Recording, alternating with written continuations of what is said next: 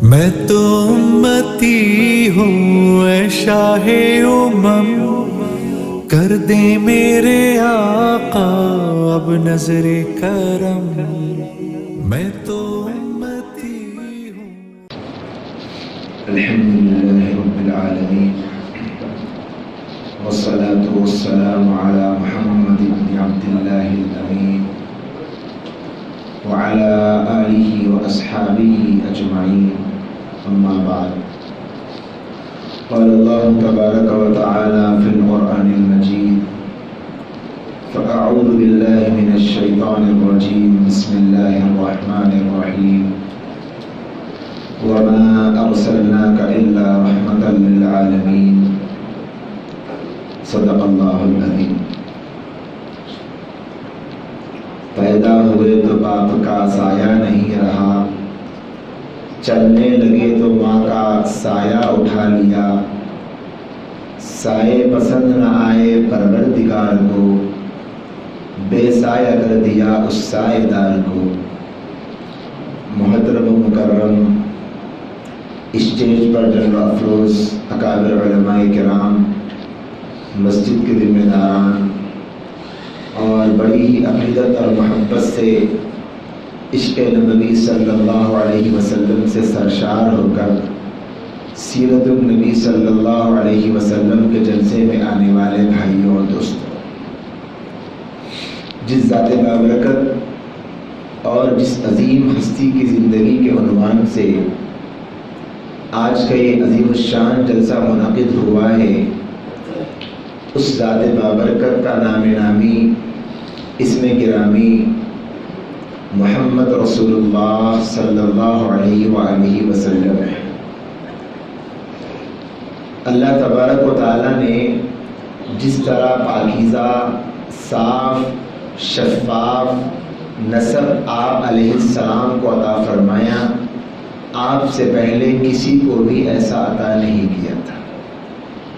آپ کا نام ہے محمد، آپ کے والد کا نام عبداللہ، آپ کے دادا کا نام عبد المطلب، اور پھر ان کے والد کا نام تھا ہاشم، اور ان کے والد کا نام تھا عبد مناف۔ عبد مناف کے 6 بیٹے تھے، ان 6 بیٹوں میں ایک صاحبزادے کا نام تھا ہاشم، اور ہاشم نام اس لیے پڑا کہ مکہ المکرمہ میں ایک زمانے میں قحط پڑا، لوگ بھوک کی وجہ سے پریشان تھے، تو اس وقت ہاشم نے روٹیاں ان کے درمیان تقسیم کی تھی، اس لیے ان کا نام پڑا ہاشم۔ ہاشم تاجر تھے، مکہ المکرمہ سے مدینے کی طرف ہجرت، مدینے کی طرف تجارت کی نیت سے جایا کرتے تھے، اور کبھی ملک شام کو بھی جایا کرتے تھے۔ ایک مرتبہ ملک شام کو جا رہے تھے تو راستے میں قبیلے میں میلہ لگا ہوا تھا، وہاں پر انہوں نے ایک لڑکی کو دیکھا اور ان سے ان کا نکاح ہوا، اور اس لڑکی کا نام تھا سلمہ۔ کچھ دن وہاں رہے اور پھر تجارت کی غرض سے ملک شام کو چلے گئے۔ جب وہاں پہنچے تو کسی وجہ سے ان کا انتقال ہو گیا، اور یہاں پر ان کی اہلیہ حمل سے تھی۔ کچھ دن بعد حمل ظاہر ہوا اور ایک بہت ہی پیارا بیٹا پیدا ہوا، اس کا نام رکھا گیا شیبہ، کیونکہ ان کے سر میں کچھ سفید بال تھے، جس کی وجہ سے ان کا نام شیبہ رکھا گیا۔ یہ بچہ کچھ دن گزرا، بڑا ہوا اور بہت ہی ہونہار، عقل مند، سمجھدار، چالاک، تیر انداز تھا۔ کچھ دن گزرے تو مکے میں ان کے چچا کو کچھ لوگوں نے کہا کہ تیرے بھائی کا انتقال ہو گیا، اور تیرا بھتیجا مدینے میں، اس زمانے میں یثرب کہتے تھے مدینے کو، یثرب میں رہتا ہے، کیا تمہیں فکر نہیں اپنے بھتیجے کی؟ تو بھتیجے کو لانے کے لیے یہاں سے مطلب، ہاشم کے بھائی تھے، مطلب مدینے مکے سے نکلے اور یثرب مقام کو پہنچے، اور وہاں سے اس بچے کو لیا اور لے کر مکہ المکرمہ کو آ رہے تھے۔ اونٹ پر سامنے مطلب بیٹھے تھے، پیچھے چھوٹا بچہ بیٹھا ہوا تھا۔ اس زمانے میں مزاج تھا کہ آقا سامنے بیٹھتے اور غلام پیچھے بیٹھتے۔ لوگوں نے سمجھا کہ یہ بچہ مطلب کا غلام ہے، تو اس کے بعد کہنا شروع کر دیا کہ یہ عبد المطلب کون ہے، یعنی مطلب کا غلام۔ تو اس چھوٹے بچے کو عبد المطلب کہنا شروع کر دیا، اس لیے کہ وہ مطلب کے پیچھے بیٹھے ہوئے تھے، حالانکہ مطلب ان کے چچا تھے۔ یہی بچہ بڑے ہو کر عبد المطلب بنا، جو اللہ کے نبی صلی اللہ علیہ وسلم کے دادا جان ہیں۔ یہ عبد المطلب مکۃ المکرمہ میں بڑے سردار تھے، بڑے بہادر، بڑے شجاعت، بڑا آپ کا مقام، بڑا آپ کا مرتبہ۔ اور آپ ہی کی بے چینی اور بے قراریوں کے بعد زمزم کے کنویں کا ظہور ہوا، اور اس کنویں کے ظہور کے لیے منت مانگی تھی کہ میں اپنے 10 بیٹوں میں سے ایک بیٹے کو اللہ کے نام پہ قربان کر دوں گا اگر زمزم کا کنواں جو گم ہو گیا تھا وہ مجھ کو مل جائے۔ 10 بیٹے تھے، سب سے چھوٹے کا بیٹے کا نام تھا عبداللہ۔ جب زمزم کا کنواں ملا تو قرعہ ڈالا، ہر مرتبہ عبداللہ کا نام نکلتا، لیکن کوئی نہیں چاہتا تھا کہ عبداللہ کو اللہ کے نام پہ ذبح کیا جائے۔ اس زمانے میں انسانوں کو ذبح کرنے کا بھی ایک مزاج تھا، لیکن اللہ تبارک و تعالیٰ کا فیصلہ یہ ہوا کہ عبداللہ کو اللہ نے محفوظ فرمایا، اس لیے کہ اسی عبداللہ کی نسل سے محمد الرسول اللہ کو دنیا میں بھیجنا تھا۔ تو اللہ کے نبی علیہ السلام فرمایا کرتے تھے انا ابن الذبیحتین، میں 2 ذبیحوں کا بیٹا ہوں۔ ایک میرے والد بزرگوار حضرت اسماعیل تھے جو ذبح ہوتے ہوتے بچ گئے، اور ایک میرے والد عبداللہ تھے جو ذبح ہوتے ہوتے بچ گئے۔ پھر اس کے بعد عبد المطلب کو فکر ہوئی کہ نکاح کیا جائے عبداللہ کا، تو نکاح کی فکر میں لڑکیوں کو تلاش کر رہے تھے، تو چنانچہ ایک قبیلے کی عورت جن کا نام تھا آمنہ، ان سے نکاح کے لیے عبد المطلب نے بات کی۔ اسی دوران عبداللہ ایک سفر پہ تجارت کی غرض سے گئے ہوئے تھے، کنویں پر رکے پانی پینے کے لیے، وہاں کچھ نوجوان عورتیں کھڑی تھی۔ ایک نوجوان خوبصورت حسینہ نے دیکھ کر کہا کہ عبداللہ کل تمہارے والد کو میرے گھر لے کر آنا، تو انہوں نے سمجھا نہیں کیوں کہا۔ جب گئے اور اپنے والد عبد المطلب سے کہا کہ ابا جان ایک لڑکی نے مجھے فلاں قبیلے کی کہا ہے کہ اپنے باپ کو لے کر آنا، تو یہ پہنچ گئے، 2-4 دن دیر ہو گئی جانے میں۔ جب پہنچے گھر کو تو معلوم ہوتا یہی وجہ ہوگی کہ رشتے کے لیے ہی تو بلایا ہے بڑوں کو، اور کوئی غرض نہیں۔ جانے کے بعد میں ان کے والد نے کہا کہ میرے بیٹے نے کہا کہ آپ کی بیٹی نے بلایا ہے، تو اس کے بعد ان کے والد نے کہا کہ ہاں میری بیٹی آپ کے بیٹے سے شادی کرنا چاہتی تھی، اسی لیے تم کو بلایا تھا۔ اب کیا ہوا؟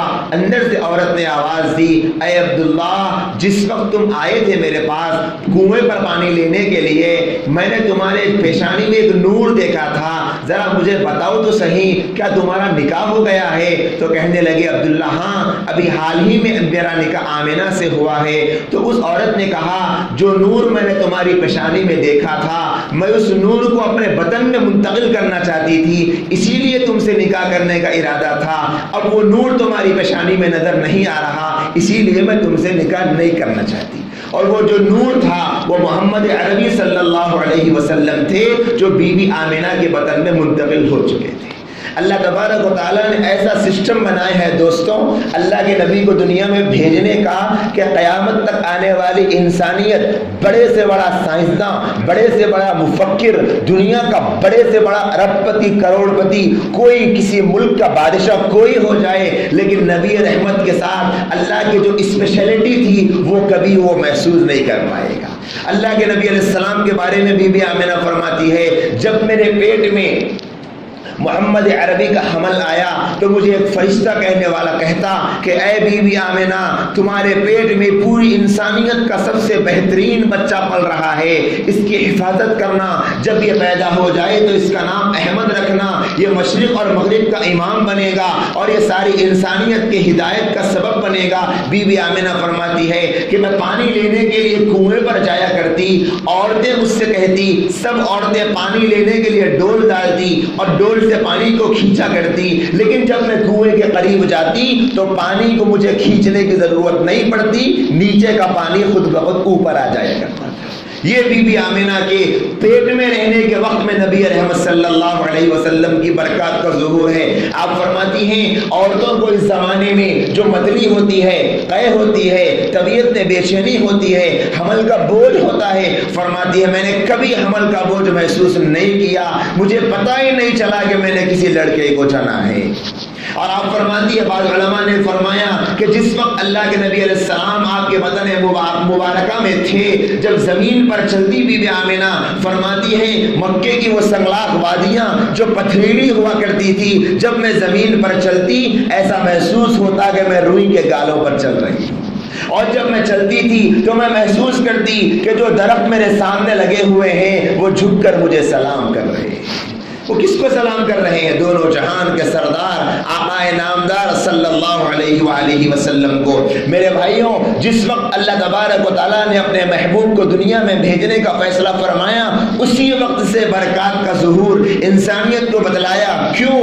یہ کوئی عام انسان نہیں ہے، یہ بہت بڑی ہستی اب دنیا میں آنے والی ہے، دنیا کا نظام بدلنے والا ہے، دنیا کی کائنات کے ظلم و ستم کے میکدے ٹوٹنے والے ہیں، آتش بجھنے والے ہیں، ظلم کا راز ختم ہونے والا ہے، شرک کا طلسم ٹوٹنے والا ہے، انسانیت اندھیرے سے نکل کر اجالے میں آنے والی ہے۔ اور اس اجالے کا ظہور میرے اور آپ کے رب نے جس وقت اللہ کے نبی کی پیدائش ہوئی وہ ربیع الاول کا مہینہ تھا، پیر کا دن تھا۔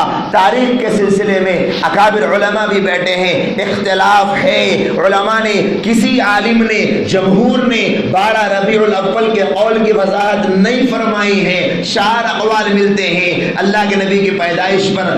متفق علیہ جو قول ہے اکثر علماء کی رائے وہ 8 ربیع الاول ہے، مشہور قول 12 ربیع الاول ہے۔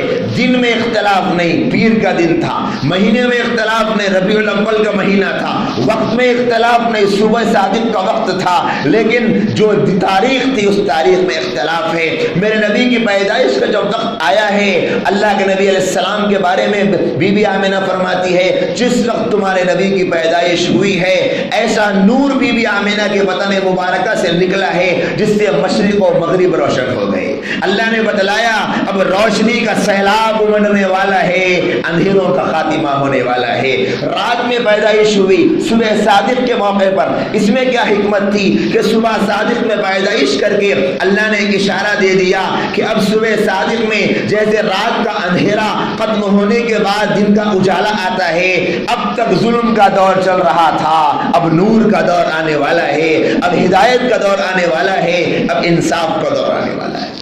اللہ کے نبی کی جب پیدائش ہوئی تو بی بی آمنہ فرماتی ہے جیسے ہی میرے وطن سے محمد عربی پیدا ہوئے ہیں تو زمین پر گرے ہیں اور آسمان کی طرف نگاہیں اللہ کے نبی کی اٹھ رہی تھی۔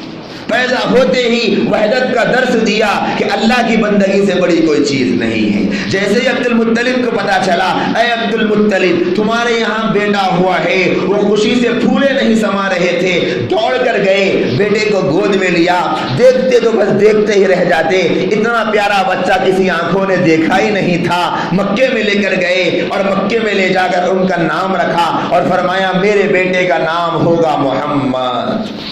لوگوں نے پوچھا محمد کیوں؟ آج تک اس سے پہلے کسی کا نام محمد نہیں تھا، محمد کیوں؟ فرمایا محمد اسے کہتے ہیں جس کی تعریف کی جائے، محمد اس کو کہتے ہیں جس کی تعریف کی جاتی رہے۔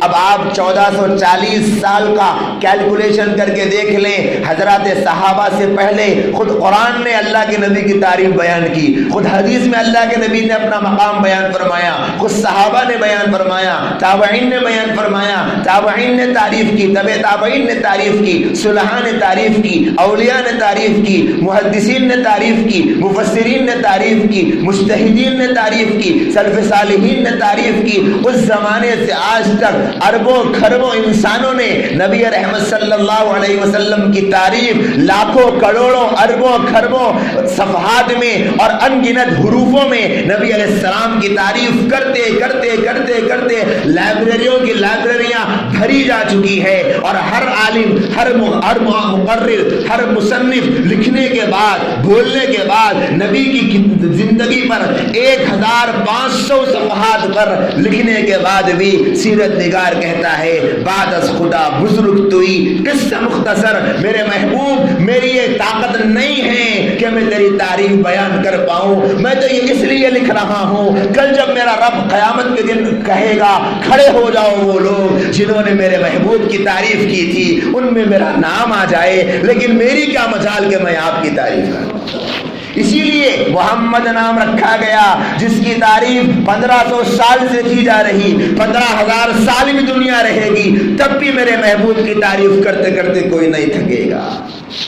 آج بڑے سے بڑا انسان ہو، 1 بار 2 بار 3 بار 4 بار اس کی تعریف کی جائے گی، پھر لوگ کہیں گے بس بس بس بس اب بہت ہو گیا، لیکن مجال ہے کسی کی زبان میں، مجال ہے کسی کے قلم میں کہ وہ رک جائے، مجال ہے کسی کی زبان میں کہ وہ رک جائے کہ نبی کی تعریف کرتے کرتے کوئی تھکا ہو۔ اسی لیے محمد رکھا گیا نام کہ محمد کا معنی جس کی تعریف کی جاتی رہے۔ جب عبد المطلب نے نام رکھا اور اس کے بعد عقیقہ فرمایا، پھر چونکہ اس زمانے کا رواج تھا کہ بچوں کو مائیں دودھ نہیں پلایا کرتی تھی، شہر کا علاقہ تھا، دیہات میں بچوں کو بھیجا کرتی تھی تاکہ جہاں پر بچوں کو لے جایا جائے وہاں ان کی اچھی پرورش ہو، زبان صاف ہو، ماحول صاف ستھرا ہو۔ اسی وجہ سے اب قبیلے کی عورتیں آ گئی، بنو سعد کی عورتیں آ رہی ہیں۔ تھوڑا سا تصور میں جا کر دیکھیں، بنی سعد کے قبیلے کی کئی عورتیں، کسی کی سواری بڑی تیز، کوئی عورت ایسی جس کے پاس صحت ہے، دودھ ہے پلانے کے لیے، کوئی عورت ایسی جس کے پاس بہت فراوانی ہے، کوئی ایسی بھی ہے جس کا جانور لاغر ہے، عورت کمزور ہے، ایک کے بعد آ گئے۔ وہ منظر میں کیسے آپ کے سامنے پیش کر پاؤں گا؟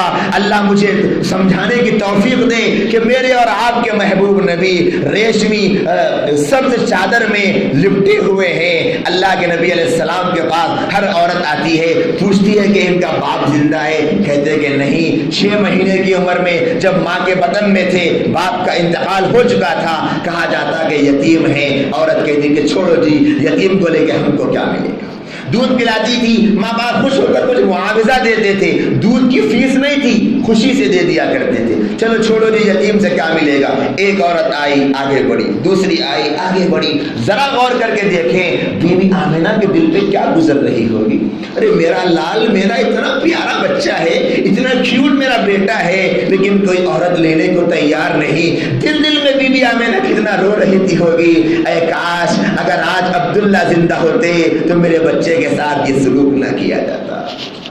ایک کے بعد دیگر ایک عورت آگے بڑھتی جا رہی ہے، اخیر میں ایک آ گئی جس کی قسمت کا ستارہ چمکنے والا تھا، جس کی دنیا بدلنے والی تھی، اللہ نے جس کے مقدر میں روشنی کے سیاہیوں کو لکھ ڈالا تھا، وہ آئی، اس کا جانور بڑا کمزور اور وہ بھی بڑی کمزور، پلانے کے لیے دودھ نہیں، کھانے کے لیے کھانا نہیں، آگے بڑھی، آ کر دیکھا ان کے شوہر بھی ساتھ تھے کہ بچی کا باپ ہے، کہا کہ باپ نہیں ہے، یتیم ہے۔ اب کیا کرے، پہلے سے ایک بیٹا دودھ پینے والا، ایک بیٹی جو دودھ پینے والی نہیں، کچھ بڑی تھی، بیٹے کا نام تھا عبداللہ، بیٹی کا نام تھا شیما۔ اب وہ سوچتی ہے کہ اس یتیم کو لے جا کر میں کیسے پالوں گی، خود میرے پاس جو بچہ ہے اسے پلانے کے لیے میرے سینے میں دودھ نہیں ہے۔ کہا کہ چلو آگے بڑھو۔ جب آگے بڑھے تو اب کوئی بچہ نہیں ہے، کوئی بچہ نہیں، ایک محمد عربی بچ چکے ہیں۔ ذرا غور تو کرو میرے بھائیوں، بی بی آمنہ کے سینے میں کتنے آئے چلے ہوں گے، ہائے میرا بیٹا، پورے بچوں کا حسن ایک طرف، میرے بیٹے کا حسن ایک طرف، لیکن میرے بیٹے کو کوئی لینے کو تیار نہیں ہے۔ آخر میں بی بی حلیمہ نے سوچا خالی ہاتھ جانے سے تو اچھا ہے کہ چلو اپنے ساتھ میں ہم اپنے بیٹے اس بچے کو تو لے کر چلیں، یتیم ہی صحیح لیکن خالی تو نہ جائیں۔ شوہر نے کہا کہ ٹھیک ہے۔ انہیں کیا پتا تھا کہ یتیم کو لینے کے لیے نہیں بلکہ کفیل کو لینے کے لیے جا رہے ہیں۔ کیا لکھا ہے علماء نے، دنیا آنکھوں سے دیکھ رہی تھی کہ حلیمہ محمد عربی کو پال رہی ہے، لیکن حقیقت میں محمد عربی کی وجہ سے اللہ حلیمہ کو پال رہا تھا۔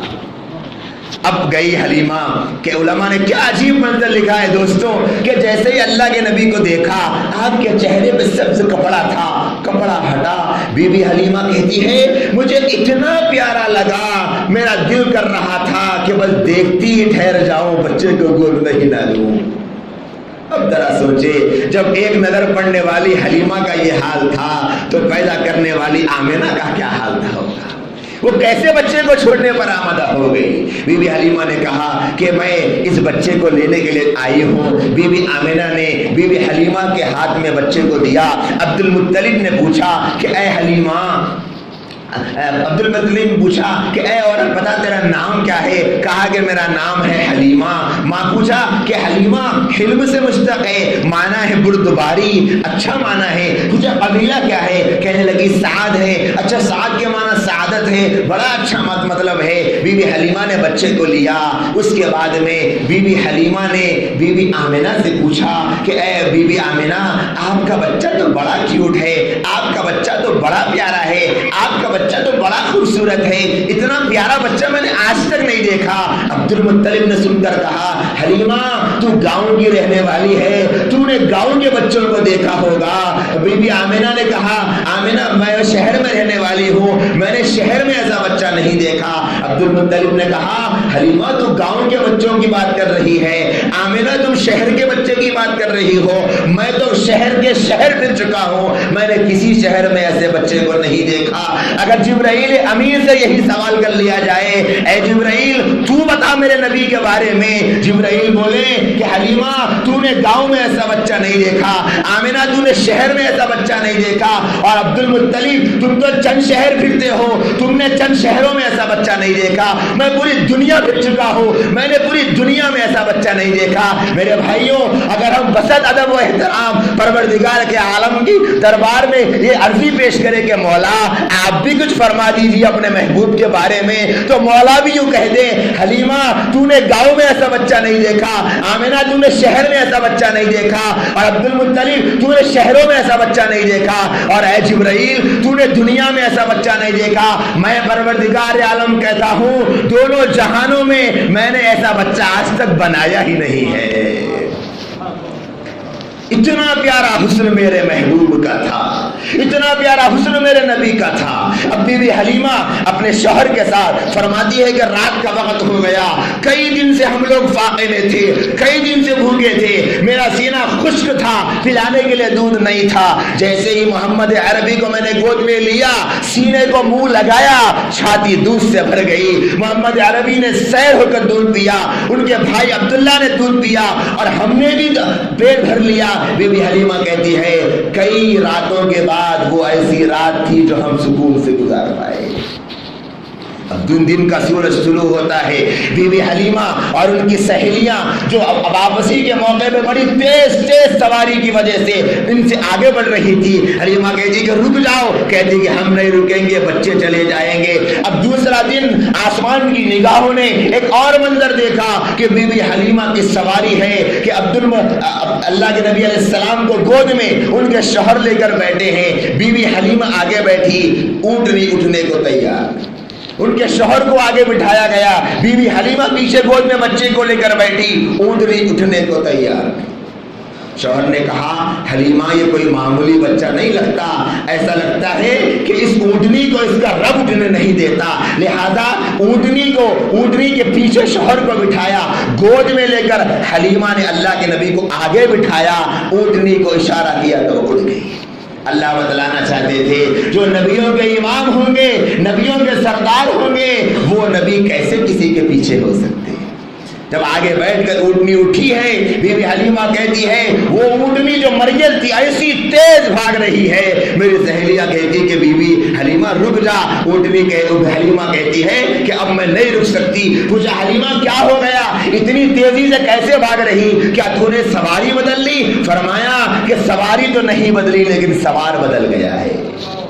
اونٹی پر بیٹھنے والے بدل گئے، ان کی برکت ہے۔ اب جب گھر پہنچے تو کہتی ہیں گھر میں بکریوں میں دودھ نہیں تھا، ہمارا گھر بالکل غریبی کے ساتھ جینے والے ہم تھے، لیکن جیسے ہی پہنچے نبی رحمت کی برکت سے دودھ، بکریوں کے تھنوں میں دودھ آ جاتا، اور روزانہ بکریاں چرنے کو جاتی تو ایسا زبردست بکریاں چر کر آتی کہ پورے بستی کی بکریاں دبلی اور میری بکریاں موٹی ہو رہی ہیں۔ لوگ کہتے کہ اپنی بکریوں کو چرنے کے لیے وہاں بھیجو جہاں حلیمہ کی بکریاں جاتی ہے، لیکن جہاں حلیمہ کی بکریاں جاتی ہے وہاں پر ہریالی نہیں ہے، انہیں کیا پتا یہ تو محمد عربی کی برکت ہے، ہریالی کا کوئی مطلب نہیں۔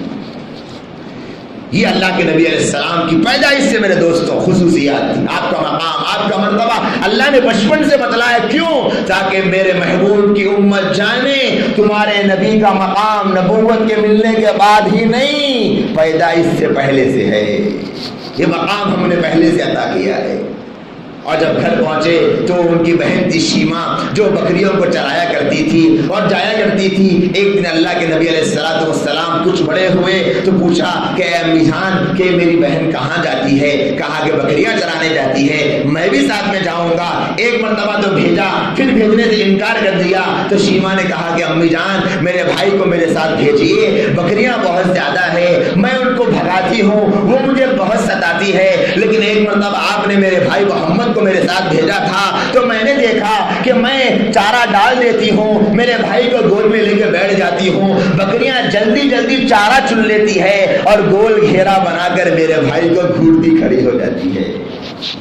ایسا پیارا حسن میرے اور آپ کے محبوب نبی کا تھا دوستو، ایسا پیارا حسن۔ کیا لکھا ہے علماء نے کتابوں میں؟ ایسا حسن تھا، ایسے چودھویں رات کا چاند بھی میرے اور آپ کے نبی کے حسن کے سامنے پھیکا پڑ جائے۔ جابر بن سمرہ رضی اللہ تعالیٰ عنہ فرماتے ہیں مدینہ منورہ کی گلیاں ہیں، میں اور آپ بیٹھے ہیں، نبی علیہ السلام ہیں، حضرات صحابہ ہیں، 14ویں رات کا چاند آسمان پر ہے، ہم کبھی چاند کو دیکھتے، کبھی نبی کو دیکھتے، کبھی چاند کو دیکھتے، کبھی نبی کو دیکھتے، کبھی چاند کو دیکھتے، کبھی نبی کو دیکھتے۔ ہم سب نے کہا اللہ کی قسم آسمان کے چاند سے زیادہ خوبصورت تو ہمارے نبی کا چہرہ ہے، وہ پیارا چہرہ جس کی قسم خدا نے قرآن میں کھائی، والضحیٰ، اے میرے محبوب مجھے تیرے روشن چہرے کی قسم ہے، ایسا پیارا چہرہ۔ لیکن افسوس ہے آج کے نوجوان نبی کے حسن کو نہیں جانتے، ختم ہو جانے والے حسن کو بازار میں ناچنے والی عورتوں کو دیکھ کر رائے ٹپکاتے ہیں۔ کاش کوئی میرے نبی کا حسن نوجوانوں کو بتلا دیتا تو ان کی جوانی پر یہ فدا ہو جاتے۔ نبی کا حسن نہیں جانتے، نبی کا حسن نہیں جانتے۔ اما جان عائشہ رضی اللہ تعالی عنہ فرماتی ہے آپ دنیا والوں کا ایک سورج ہے جو صبح طلوع ہوتا ہے شام میں ڈوب جاتا ہے، جب دنیا کا سورج ڈوبتا ہے تب میرا سورج طلوع ہوتا ہے، وہ اللہ کے نبی علیہ السلام۔ اور فرماتی ہیں کہ گھر میں اگر سوئی گم ہو جاتی تو اما جان فرماتی ہے ایک مرتبہ میں سوئی تلاش کر رہی تھی، میرے محبوب حجرے میں داخل ہوئے، آپ کے چہرے کے نور کی روشنی میں نے سوئی کو تلاش کر لیا۔ اب آپ بتلائیں کیا حسن تھا میرے نبی، نازا ہے جس حسن پر وہ حسن رسول ہے، نازا ہے جس پر حسن وہ حسن رسول ہے، کہ اللہ کے نبی پر حسن بھی ناز کرنے والا ہے۔ بی بی اما جان عائشہ نے فرمایا کہ زلیخا کی سہیلیوں نے یوسف کو دیکھا تھا، اپنے ہاتھ کی انگلیوں کو کاٹ ڈالا، میرے محبوب کے رخ انور کو دیکھتی تو اپنے دلوں کو کاٹ لیتی تھی۔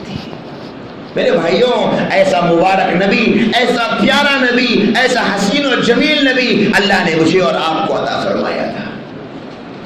بکریاں بھی بیٹھ کر نبی کو گھور رہی ہے، یہ نبی کے حسن، یہ نبی کا جمال، پورا حلیہ صحابہ نے بیان فرمایا، ایک سے زائد سینکڑوں صحابہ نے فرمایا ہم نے آپ سے پہلے ہمارے نبی کے جیسا کسی کو نہیں دیکھا تھا، اتنا حسین۔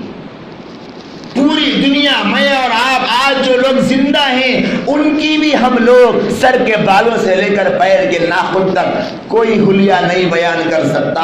کوئی کسی لڑکی سے کتنا ہی پیار کیوں نہ کرتا ہو، کوئی اپنی بیوی کا کتنا ہی دیوانہ کیوں نہ ہو، کوئی اپنی معشوقہ کے لیے چاہے ہزاروں تاج محل بنا ڈالے، لیکن اپنی معشوقہ کی ایک ایک ادا کو کوئی باپ کا بیٹا محفوظ نہیں کر سکتا۔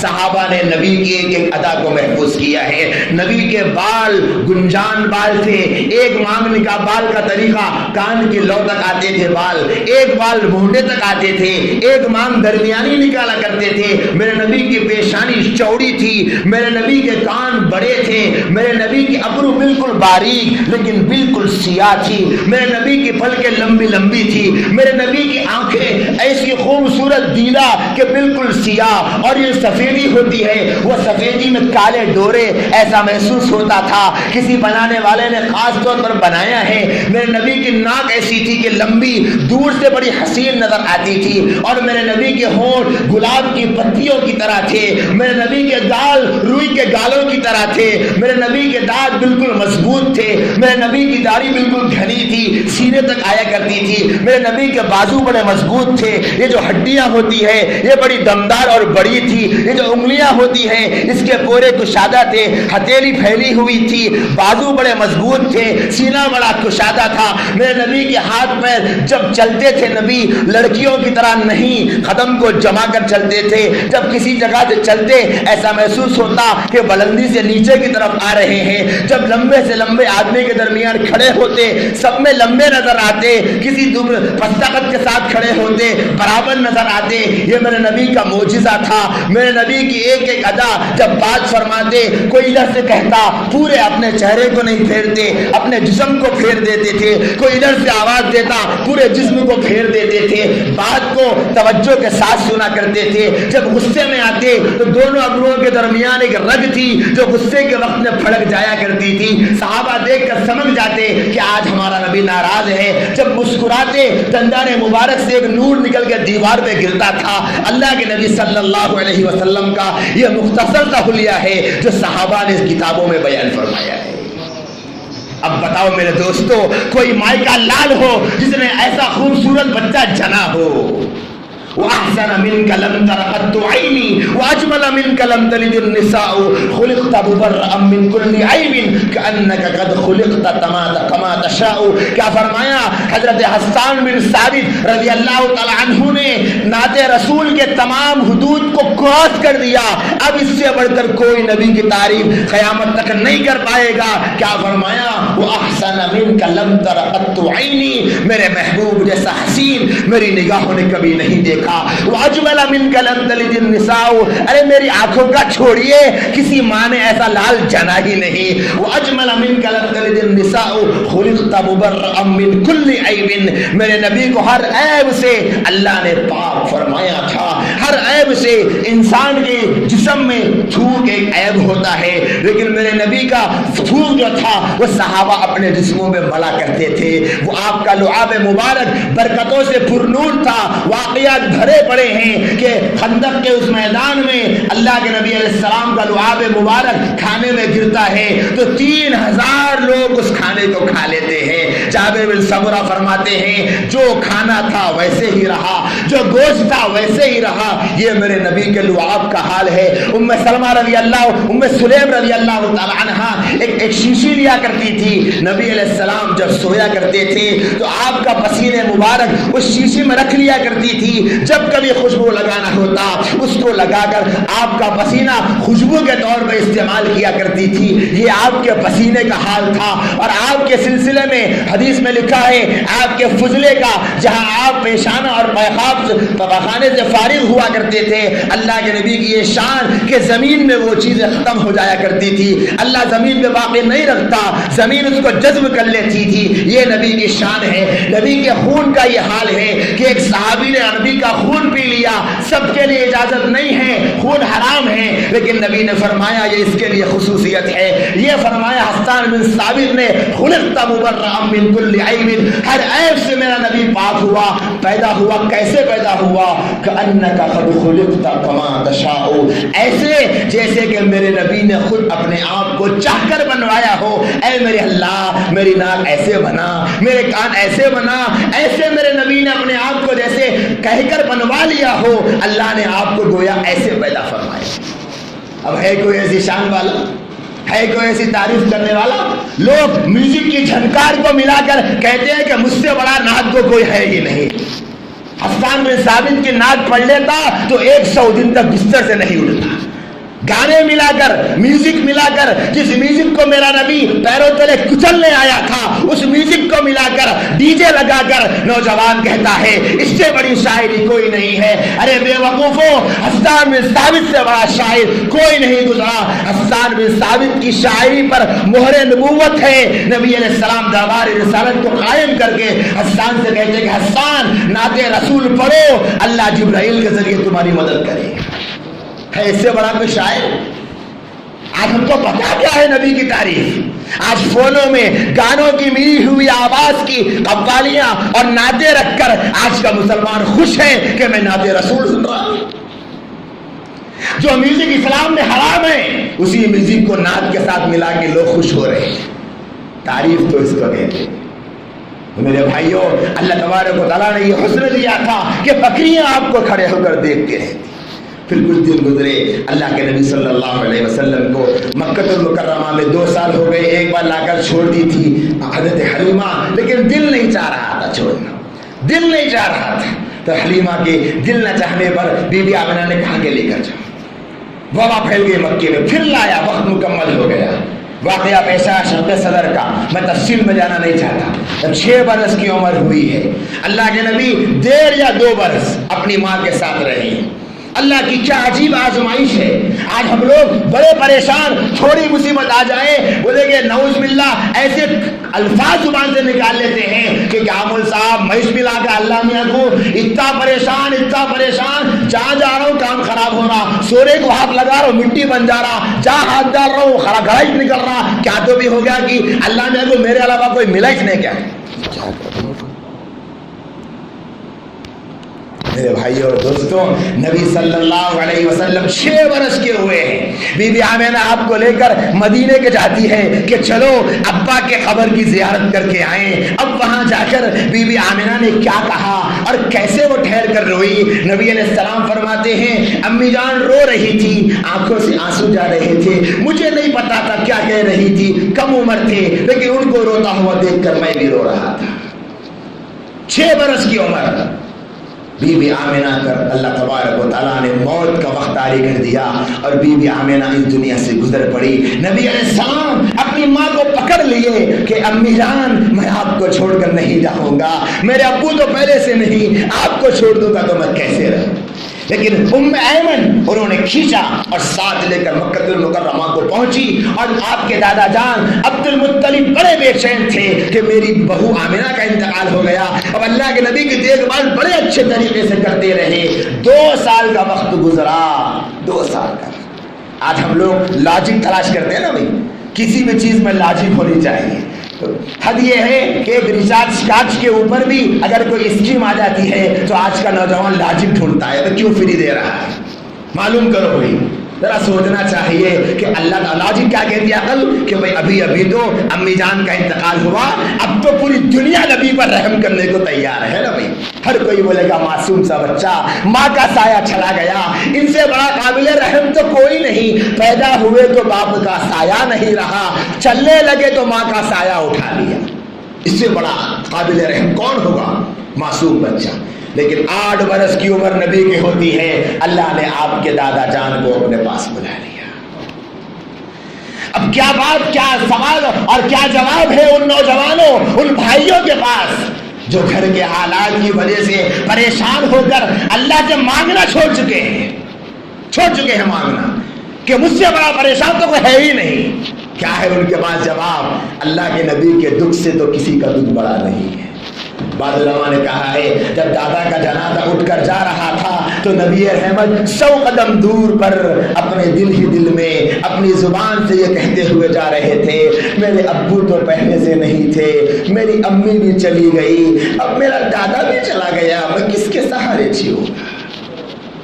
لیکن اللہ بتلانا چاہتے تھے، امت کا یقین بنانا چاہتے تھے، تم جن سہاروں کو تلاش کرتے ہو کہیں ایسا نہ ہو کہ امت کہہ دے ارے بھائی یہ تو نبی کو سائے ہی سائے تھے، اسی لیے تو نبی بڑے مزے میں بڑے ہو گئے۔ اللہ بتانا چاہتے تھے سایہ پسند نہ آیا اس پروردگار کو، بے سایہ کر دیا اس سایہ دار کو، جو امت پر رحمت و شفقت کا سایہ لے کر آئے تھے اس نبی کو محروم کر دیا، سایہ محروم کر دیا۔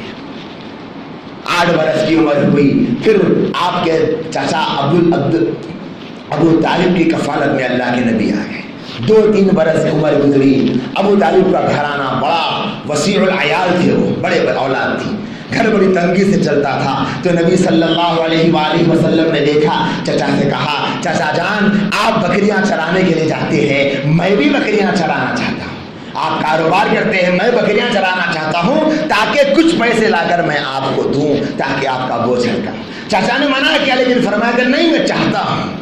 ہر نبی کو اللہ نے یہ بکری چلانے کی صفت سے عطا کیا تھا، ہر نبی کو یہ صفت، نبی علیہ السلام کو بھی یہ صفت۔ یہ بات تو اپنی جگہ ہے، لیکن غور کرنے کی بات یہ ہے کہ 12-13 سال کی عمر میں نبی علیہ السلام نے امت کو یہ درس دیا، اے میرے امتیوں، صرف میرا نام لے کر جھومنے سے کام نہیں بنے گا، کسی پر بوجھ نہ بننا، یہ بھی تمہارے نبی کی سیرت کا درس ہے، یہ بھی درس ہے تمہارے نبی کی زندگی کا۔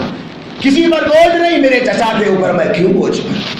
آج کتنے لوگ ہیں جو دوسروں پر بوجھ بن کے جی رہے ہیں، انہیں احساس نہیں کہ میری وجہ سے میری ماں کی راتوں کی نیند اڑی ہوئی ہے، میری وجہ سے میرے باپ کا چین کھویا ہوا ہے، میری وجہ سے میرے بھائی چین سے نہیں سوتے، بے شرم بے غیرت آواروں کی طرح رات بھر دوسروں کے چبوترے کرم کر کے ماں باپ کی آنکھوں سے آنسو نکال رہے ہیں۔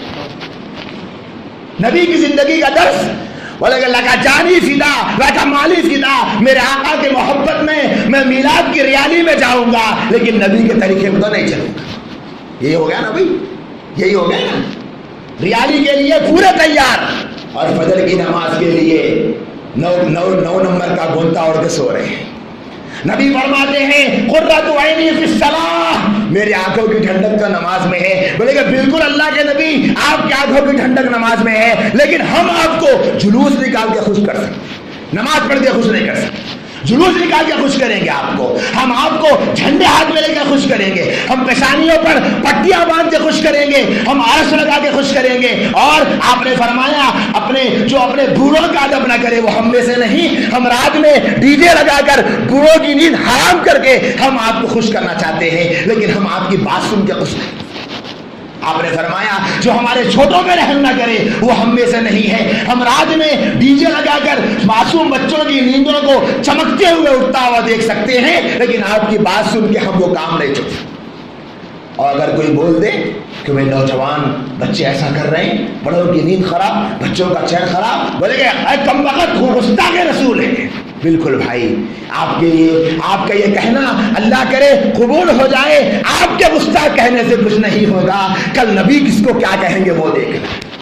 نبی اگر کہہ دے ہاں تو یہ سوچ کر کہ میرا جذبہ تو ہے نعت رسول کو ڈی جے میں لگانے کا، لیکن میرے نبی نے فرمایا بڑوں کو تکلیف نہ دے، میں وہ بات سنوں گا، میرے دل کا جذبہ پورا نہیں کروں گا، کل اللہ کے نبی کے پاس پتہ چلے گا نبی کس کو عاشق کہیں گے، کس کو گستاخ کہیں گے۔ مسئلہ عاشق اور گستاخ کا ہے ہی نہیں، لیکن لوگوں نے بنا ڈالا۔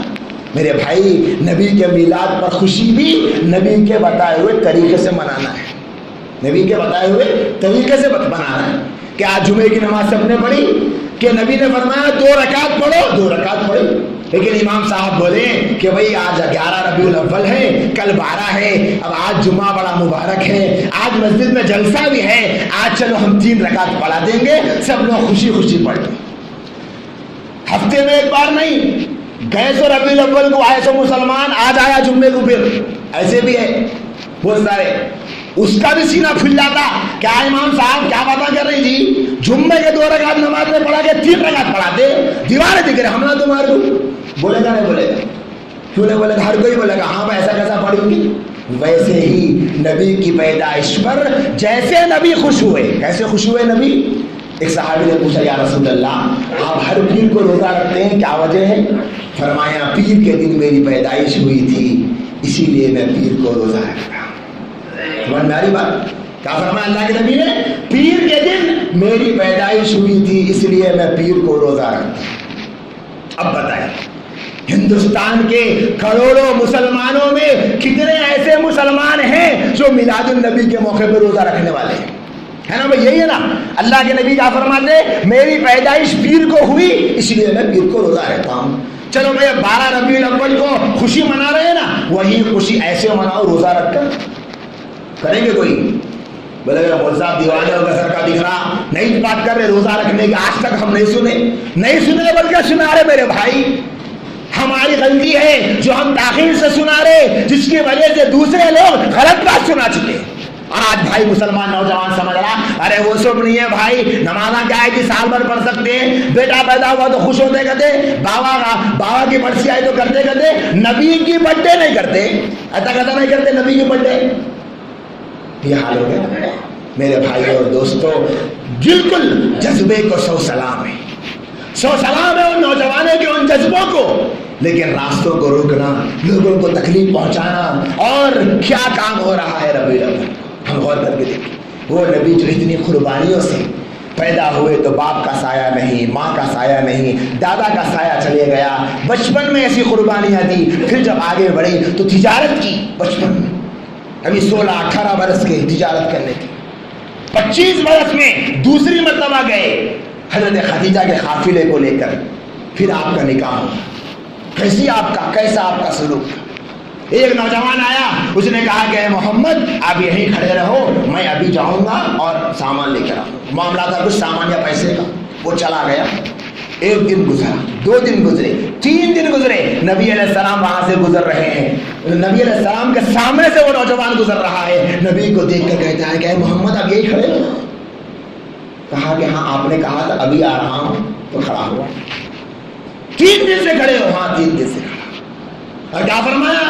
آستین چڑھا کر بلایا صحابہ کو، آ جاؤ ببری کرو اس کی. نہیں، کیا فرمایا؟ ایک جملہ، بس ایک جملہ. کیا فرمایا؟ تم نے بہت تاخیر کر دی، بس اتنا. یہ ہے نبی کے اخلاق، یہ ہے نبی کے اخلاق. اس طریقے سے نبی معاملے میں ہوا کرتے. اور آج ہم لوگ پوری دنیا پھرا رہے. اگر کوئی بیچارہ قرضہ دے دیا، سمجھو دنیا کی سب سے بڑی غلطی کر دیا، سب سے بڑی غلطی کر دیا. میرے بھائی اور دوستو، نبی علیہ السلام کی زندگی ہم کو کیا درس دیتی ہے. 25 برس میں آپ کا نکاح ہوا، 40 برس میں آپ نبی بنائے گئے. حضرت خدیجہ رضی اللہ تعالیٰ عنہ، 4 بیٹی آپ کو پیدا ہوئی، حضرت زینب، حضرت رقیہ، حضرت ام کلثوم، حضرت فاطمہ. 4 بیٹیاں. 3 بیٹے آپ کو پیدا ہوئے، طیب، طاہر، ابراہیم. 2 بیٹے حضرت خدیجہ سے تھے.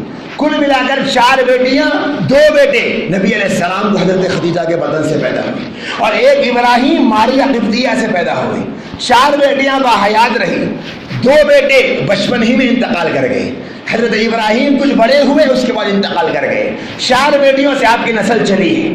حضرت زینب کے شوہر ابو العاص، اور دوسری بیٹی حضرت رقیہ کے شوہر حضرت عثمان. ان کے انتقال کے بعد حضرت ام کلثوم. پھر چوتھی بیٹی حضرت علی رضی اللہ تعالیٰ عنہ کے نکاح میں آئی. 4 آپ کی بیٹیاں، یہ آپ کے 3 داماد، پھر ان سے آپ کے نواسے. یہ آپ کی نسل دنیا میں چلی. 11 ازواج مطہرات آپ کو تھی، 11 بیویاں آپ کو.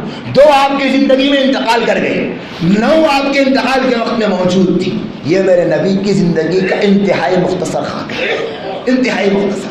40 برس میں نبی بنائے گئے. پھر اس کے بعد مکہ المکرمہ میں نبی بنائے جانے کے بعد 13 سال رہے، 53 سال کی عمر تک. 13 سال میں بس قربانیاں ہی قربانیاں ہیں، قربانیاں ہی قربانیاں ہیں. 13 سال میں تقریباً 13 مرتبہ 12 ربیع الاول آیا، لیکن نبی نے کبھی میلاد نہیں منایا. اور ایک بات کہہ دوں، وقت گزر رہا ہے لیکن 1-2 باتیں کہہ دیتا ہوں. ابھی کل ایک مسجد میں قرآن کی آیت پڑھی، لقد جاءکم من اللہ نور وکتاب مبین. نیچے لکھے مول صاحب، اس سے میلاد کا ثبوت ہوتا ہے. اکابر علماء بیٹھے ہوئے ہیں. میلاد کا منکر کون ہے بھائی؟ منکر میلاد کا کوئی نہیں ہے. نبی کی پیدائش کے تو سب قائل ہیں. جشن میلاد پر سوال ہے. جو جشن منایا جا رہا ہے اس کی دلیل کہاں؟ تو اللہ کے نبی علیہ الصلوۃ والسلام کی جب پیدائش ہوئی تو آپ مکہ المکرمہ میں 53 سال رہے. 40 سال نبی بنائے جانے سے پہلے، 13 سال نبی بنائے جانے کے بعد. پھر اس کے بعد آپ نے ہجرت کی. ابھی مولانا نے ہجرت کا واقعہ بھی آپ کے سامنے انتہائی اہم سنایا، وہ بھی سبق کاموں سے. پھر 13 سال مکی زندگی کے بعد مدینہ منورہ میں 10 سال آپ رہے، 53 سال سے لے کر 63 سال تک. اور جتنی زندگی آپ کی گزری ہے، 40-25 سال کی عمر میں حضرت خدیجہ رضی اللہ تعالیٰ عنہ سے آپ کا نکاح ہوا. تو حضرت خدیجہ کی اس وقت عمر تھی 40 برس. آپ کی عمر 25 برس، حضرت خدیجہ کی 40 برس، آپ نے تقریباً 53 سال کی عمر تک، 25 سال سے 35 45 55 تو تقریباً 28 سال تک آپ نے کسی اور عورت سے نکاح نہیں فرمایا۔ جب انتقال ہوا حضرت خدیجہ کا، اس کے بعد آپ نے 7 سے 8 سال میں 10 نکاح فرمائے دوستوں۔ یہ نبی کا زندگی کا خاکہ ہے۔ پھر اس کے بعد 10 سال مدینے میں مسجد نبوی بنانے میں، مساجد کا قیام کرنا، صحابہ کو ایمان پر جمانا، جتنے کام ہوئے ہیں، نماز کی فرضیت ہے معراج کے موقع پر، اس کے بعد ہجرت ہوئی، ایسے تمام احکام، زکات کی فرضیت اور حج کی فرضیت سارے مدینے میں ہوئے۔ اور مدینہ منورہ میں آنے کے بعد سن 2 ہجری میں جہاد، غزوہ بدر، غزوہ احد، پھر اس کے بعد غزوہ خندق، پھر اس کے بعد صلح حدیبیہ اور خیبر اور فتح مکہ اور غزوہ حنین، اور اس طریقے سے تقریباً کل ملا کر 20 سے 23 غزوات عرصہ آئے اللہ کے نبی کی زندگی میں، 23 غزوات، یہ آپ کی زندگی۔ آخر میں حجۃ الوداع، پھر آپ کی رحلت کب ہوئی؟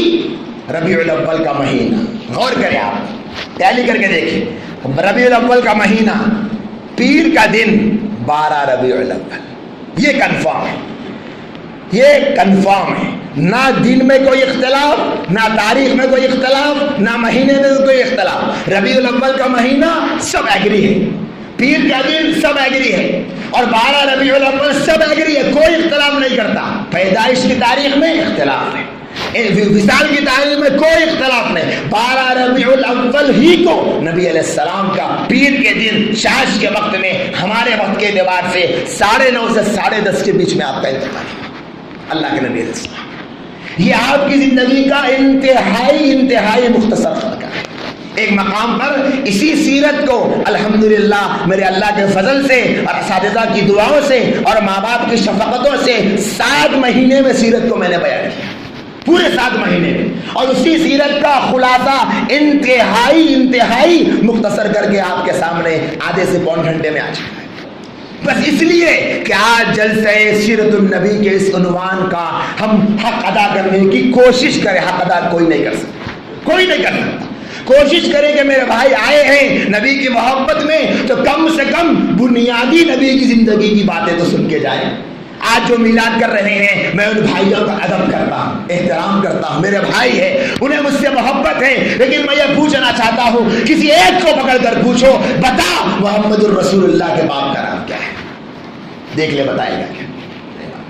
دادا کا نام نہیں معلوم، کتنے سال رہے نہیں معلوم، مکے میں کتنے سال رہے نہیں معلوم، مدینے میں نہیں معلوم، بیویاں کتنی تھی نہیں معلوم، بیٹیاں نہیں معلوم، کیا معلوم؟ کچھ نہیں معلوم۔ یہ تو نبی سے محبت نہیں ہے دوست، یہ تو وفا ہوئی کا بے وفائی ہوئی، ہم خود فیصلہ کریں۔ وہ نبی جو رات دن ہمارے لیے رو رو کر تڑپ کر گئے ہیں، اس نبی سے یہی وفا ہے۔ یہ نبی کی زندگی کا مختصر خاکہ ہے۔ مکے کے 13 سال نبی بنائے جانے کے بعد، مدینے کے 10 سال نبی بنائے جانے کے بعد، پورے 23 سال میں نبی نے میلاد کے موقع پر ہر پیر کو روزہ تو رکھا، لیکن میلاد کا جشن نہیں منایا۔ آپ بتائیں، جو نبی اور جس نبی کا مذہب سالگرہ کے منانے کو منع کرتا ہو، وہ مذہب کیسے خود نبی کی سالگرہ منانے کی اجازت دے گا؟ جو علماء مفتیان کرام اکابر علماء بیٹھے ہیں، دارالافتاؤں سے فتوے صادر کرتے ہو کہ ہیپی برتھ ڈے کا کیک ہیپی برتھ ڈے کہہ کر کاٹنا اور سالگرہ کے نام پر کاٹنا عیسائیوں کی مشابہت کی وجہ سے منع ہے، وہ علماء کیسے برداشت کریں گے خود نبی کے نام پر کیک کاٹا جائے؟ وہ علماء جو عیسائی میری کرسمس کرتے ہیں، اس عنوان کی مشابہت کی وجہ سے منع کرتے ہیں کہ اس کا کرنا گناہ ہے، وہ علماء کیسے چپ رہیں گے نبی کا جشن منائیں گے؟ میرے بھائیوں اور دوستوں، میں کسی کو برا کہنا نہیں چاہتا، سارے میرے بھائی، ساری میری بہنیں، سب سے میں پیار کرتا ہوں، میرے نبی کی امتی ہے، میرے نبی کے جگر کا ٹکڑا ہے ہر امتی، میرے نبی نے اپنے خون کو بہا کر سینچا ہے ان باغوں کو، کسی کو میں برا نہیں کہنا چاہتا، لیکن سمجھو وقت کے تقاضوں کو کہ آج امت کہاں جا رہی ہے۔ روزانہ کملیش تیواری جیسے 1000 گندگی کے کیڑے نبی کے نام پہ حملے کر رہے ہیں، اور آج ہم لوگ نبی کے نام پر اپنے چوچلے پورے کر رہے ہیں۔ کیا کر رہے ہیں؟ مجھے پتا ہے کیا کر رہے ہیں۔ میں سمجھ رہا ہوں کہ اگر کوئی گستاخی کرے گا تو واٹس ایپ پہ میسج ڈالو اور پوری امت کو یہ پیغام پھیلا دو، اتنا پھیلاؤ کہ کملیش تیواری کا قتل ہو جائے۔ واہ بھائی کیا آسان طریقہ ہو گیا، کتنا آسان طریقہ ہے کہ آٹومیٹک سسٹم، یہاں سے واٹس ایپ کا میسج کرو، وہاں اس کی گردن اڑ گئی۔ نماز نہیں، نماز کی کیا ضرورت ہے بھائی، نماز کی ضرورت نہیں، کوئی ضرورت نہیں، یہی ہو گیا نا۔ بڑے سے بڑی گستاخی، ابھی ازواج مطہرات پر گستاخی ہوئی، کیا کر رہے ہیں نوجوان، ابھی بھی وہی سگریٹ پھونکتے بیٹھے ہوئے اور ہوٹل میں بیٹھ کر 10 روپے کی چائے پی کے ازواج مطہرات پہ گستاخی ہوئی کہتے نہیں جینے دینا جی ایسے لوگوں کو، بیٹھ کے کمنٹس کر رہے۔ ایک جناب علماء کیا کر رہے بھائی، ایک جناب مسجد کے صدر صاحب کیا کر رہے، ایک جناب امام صاحب تو بہت فضائل بیان کرتے اہل بیت کے، انہوں کیا کر رہی۔ میرا سوال ہے تو کیا کر رہا میرے بھائی، تو کیا کر رہا ہے؟ صرف نبی کی شفاعت لوٹے گا جنت میں، صرف نبی کے ہاتھوں سے جام کوثر پیے گا، مٹھا مٹھا اب کڑوا کڑوا تو خالی نبی کے سنتوں پہ نہیں چلیں گے، نبی کے لیے کچھ کریں گے نہیں، صرف نبی کے ہاتھوں سے انعام چاہیے کہ ابو بکر عمر عثمان و علی کی محنتیں ضائع ہو جائے گی نعوذ باللہ، انہوں نے اپنے اولاد کو قربان کر دیا تب جا کر ان کو وہ مقام ملا، اور آج کے نوجوانوں کو 10 روپے کی چائے میں ملے گا، ملے گا۔ فون میں لوڈو کھیلتے کھیلتے کمنٹس کر رہے ہیں، ارے دیکھے فیس بک پہ کیسا آیا کیا ہے کہ بھائی علماء کا کیا کر رہے کہ علماء کچھ بھی نہ کر رہی، مدرسے والے مدرسے چلا رہی، مسجد والے مسجدیں چلا رہی، خطیبہ بیانہ کر رہی، کیا کر رہے آخر علماء؟ میرے بھائیوں یہ علماء کی توہین کر رہے ہیں، اسی لیے اللہ آپ سے کچھ کام نہیں لے رہا ہے، اس لیے نہیں لے رہا ہے۔ بولے کہ اچھا بیٹے 10 روپے کی چائے پی کے تم کو اتنا غرور، ہماری مسردوں میں بیٹھ کر ہمارے قرآن اور ہماری حدیث کو، ہمارے نبی کے نائبین کو تم برا بلا بولتے، تمہاری پوری زندگی ہوٹلوں میں گزرے گی، گزارو بیٹے گزارو ایسے ہی، تم کچھ نہیں کر سکتے، تم چاہتے ہو بیٹھ کر ہوٹلوں میں گپ شپ لگاؤ اور صحابہ کی طرح تم کو مقام ملے۔ کیسے تھے صحابہ؟ ایک صحابی رسول رضی اللہ تعالیٰ عنہ نکاح ہوا ہے، رات میں نکاح ہوا ہے، نکاح کا موقع ہے، دلہن سے ملاقات کیے ہیں، حضرت حنظلہ رضی اللہ تعالیٰ عنہ غسل فرض ہو گیا، کان میں آواز پڑی اے صحابہ کی جماعت چلو اللہ کے راستے میں، گھر سے باہر نکل رہے ہیں، بیوی نے پوچھا کہاں جا رہے ہو، لیکن نبی نے آواز لگائی ہے مجھے جانا، کہا کہ غسل تو کر لو، فرمایا کہ نہیں، نبی کی آواز آنے پر غسل کی دیری مجھے برداشت نہیں، مجھے جانا۔ چلے گئے، اللہ کے راستے میں جہاد کیا، شہید کر دیے گئے۔ نبی نے دیکھا کہ صحابہ کو کھڑے ہو کر دیکھتے ہیں کہ ان کے سر سے پانی کے قطرے ٹپک رہے ہیں۔ صحابہ نے پوچھا یا رسول اللہ یہ پانی کے قطرے کیوں ٹپک رہے ہیں؟ جاؤ دیکھو پانی کے قطرے ٹپک رہے ہیں۔ فرمایا کہ جاؤ معلوم کرو کیا ہوا اس کی بیوی کو۔ بیوی نے بتایا جنوبی تھے، ناپاک تھے۔ اللہ کے نبی نے فرمایا کہ اللہ تبارک و تعالیٰ نے حنظلہ پہ انعام فرمایا، میں نے اپنے آنکھوں سے دیکھا کہ فرشتوں کی جماعت حنظلہ کو غسل دے رہی تھی۔ اللہ نے یہ پسند نہیں کیا کہ میرے نبی کا صحابی میرے راستے میں شہید ہو اور ناپاک میرے پاس آئے۔ یہ غسل نہیں کر کے آیا تھا، اس کے جذبے کی ہم قدر کر کے فرشتوں کو غسیل ملائکہ بنا کر اس کو لقب دیں۔ یہ بھی اللہ کا نظام ہے۔ اور آج ہم چاہتے ہیں کہ وہ مقابلہ کرے گا نبی کی نام کی بدزبانی کر کے، اور ہم فائٹ کریں گے واٹس ایپ سے۔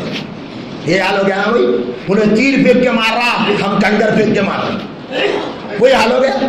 میرے بھائی اور دوستوں، آج ہم کو ضرورت ہے ہم نبی کا عملی نمونہ بن جائیں، نبی کی زندگی کو۔ اما جان عائشہ سے پوچھا کہ نبی کے اخلاق بتاؤ اما جان، فرمایا کان خلقہ القرآن، تمہارے نبی کے اخلاق تو قرآن ہے۔ تم قرآن نہیں پڑھتے؟ قرآن پڑھ لو، نبی کے اخلاق سمجھ جاؤ۔ میرے بھائیوں، میرے لیے بولنا آسان ہے، آپ کے لیے سننا بڑا آسان ہے، بڑا آسان ہے، اتنا آسان ہے سننا جس کی کوئی حد نہیں۔ ابھی 2 گھنٹے نہیں، 200 گھنٹے بھی، کیا کہہ رہا ہوں میں، 200 گھنٹے بھی مسجد کے صدر صاحب اور ہمارے حضرت ناظم صاحب، مدرسے کے ذمہ دار، مسجد کے خطیب صاحب اور امام صاحب، یہ لوگ مل کر اگر ایک ایک عالم کو آگے بٹھاتے گئے ایک کے بعد ایک 200 گھنٹے بھی بٹھا کے سنائے تو پورے سنتے۔ میں بھی سنتا ہوں بیٹھ کے، کیوں؟ سننا بہت آسان، بہت آسان ہے۔ ابھی جتنی تقریریں ہوئی اور اب جو ہوگی، یہ تقریروں کی کتنی باتیں تو ہم لوگ جانتے ہیں، معلوم ہے پہلے سے۔ میرے بھائیو عمل اصل چیز ہے. عمل سے زندگی بنتی ہے جنت بھی جہنم بھی. یہ خاکی اپنی فطرت میں نہ نوری ہے نہ ناری. زندگی عمل سے بنتی ہے, دعووں سے نہیں بنتی. وہ نبی میرے بھائیوں آج ہمارے لیے میلاد النبی کے موقع پہ یاد کرنے کا سامان بن گئے. نبی کی زندگی کو اپنے گھروں میں پڑھی, ایک کتاب خریدی.